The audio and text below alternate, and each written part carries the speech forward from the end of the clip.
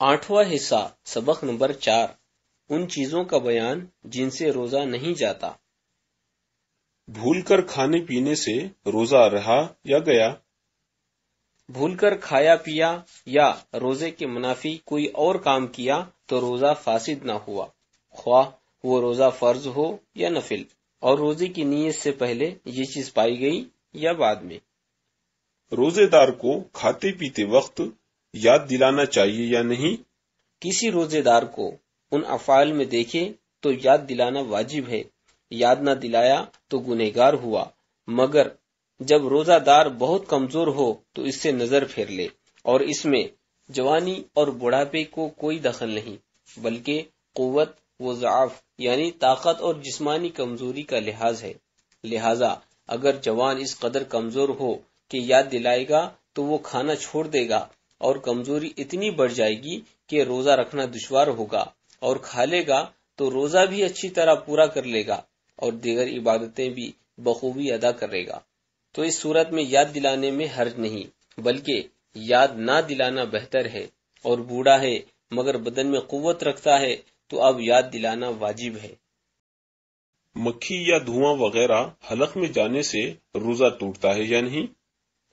مکھی یا دھواں یا غبار حلق میں چلا جائے تو اس سے روزہ نہیں ٹوٹتا، خواہ وہ غبار آٹے کا ہو کہ چکی پیسنے یا آٹا چھاننے میں اڑتا ہے، یا غلہ کا ہو یا ہوا سے خاک اڑی، یا جانوروں کے کھر یا ٹاپ سے غبار اڑ کر حلق میں پہنچا، اگرچہ روزہ دار ہونا یاد تھا۔ قصدن دھواں حلق کو پہنچایا تو کیا حکم ہے؟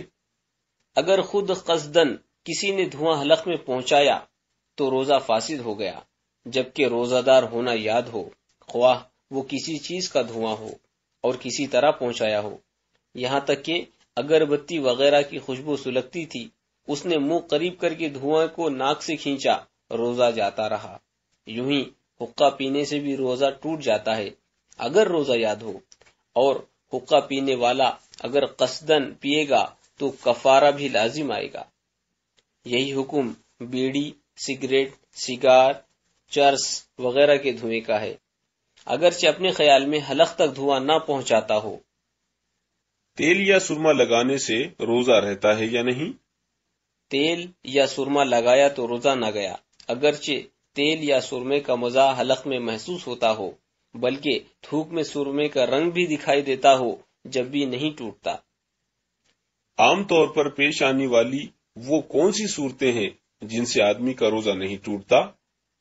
مثلا غسل کیا اور پانی کی خنکی اندر محسوس ہوئی، یا کلی کی اور پانی بالکل پھینک دیا، صرف کچھ تری منہ میں باقی رہ گئی تھی کہ تھوک کے ساتھ اسے نگل لیا، یا کان میں پانی چلا گیا، یا دوا کوٹی اور حلق میں اس کا مزہ محسوس ہوا، یا تنکے سے کان کھجایا اور اس پر کان کا میل لگ گیا، پھر وہی میل لگا ہوا تنکا کان میں ڈالا، اگرچہ چند بار ایسا کیا، یا دانت یا منہ میں خفیف چیز بے معلوم سی رہ گئی کہ لعاب کے ساتھ خود ہی اتر گئی، یا دانتوں سے خون نکل کر حلق تک پہنچ گیا مگر حلق سے نیچے نہیں اترا، تو ان سب صورتوں میں روزہ نہ گیا۔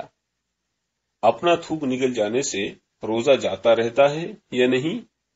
بات کرنے میں تھوک سے ہونٹ تر ہو گئے اور روزہ دار اسے پی گیا، یا منہ سے رال ٹپکی مگر تار نہ ٹوٹا تھا کہ اسے چڑھا گیا، یا ناک میں رینٹ آ گئی بلکہ ناک سے باہر ہو گئی مگر منقطع یعنی جدا نہ ہوئی تھی کہ اسے چڑھا کر نگل گیا، یا کھنکار منہ میں آیا اور کھا گیا، اگرچہ کتنا ہی ہو روزہ نہ جائے گا، مگر ان باتوں سے احتیاط چاہیے کہ یوں بھی قابل اعتراض حرکت ہے اور دوسروں کے سامنے ہو تو باعث نفرت بھی اور پھر نفاست کے خلاف بھی۔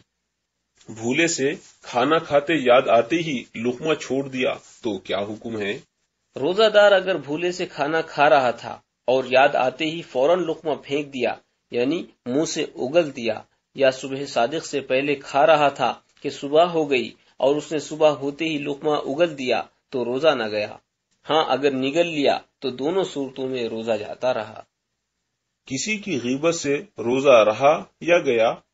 کسی کی غیبت کی تو روزہ نہ گیا، اگرچہ غیبت بہت سخت کبیرہ گناہ ہے۔ قرآن مجید میں غیبت کی نسبت فرمایا جیسے اپنے مردہ بھائی کا گوشت کھانا، اور حدیث میں فرمایا غیبت زنا سے بھی بدتر ہے، اگرچہ غیبت کی وجہ سے روزے کی نورانیت جاتی رہتی ہے۔ غسل فرض ہوتے ہوئے نہ نہائے تو کیا حکم ہے؟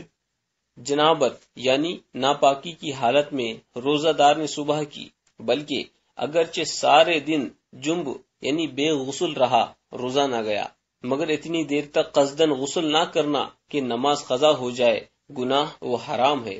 حدیث میں فرمایا کہ جنب جس گھر میں ہوتا ہے اس میں رحمت کے فرشتے نہیں آتے۔ تل کو چبا کر نکل گیا تو روزہ باقی رہا یا نہیں؟ تل یا اس کے برابر کوئی چیز چبائی اور تھوک کے ساتھ حلق سے اتر گئی تو روزہ نہ گیا، ہاں اگر اس کا مزہ حلق میں محسوس ہوتا ہو تو روزہ جاتا رہا۔ آنسو یا پسینہ منہ میں چلا جائے تو کیا حکم ہے؟ آنسو منہ میں چلا گیا اور نگل لیا، اگر قطرہ در قطرہ ہے تو روزہ نہ گیا، اور زیادہ تھا کہ اس کی نمکینی پورے منہ میں محسوس ہوئی تو جاتا رہا۔ پسینے کا بھی یہی حکم ہے۔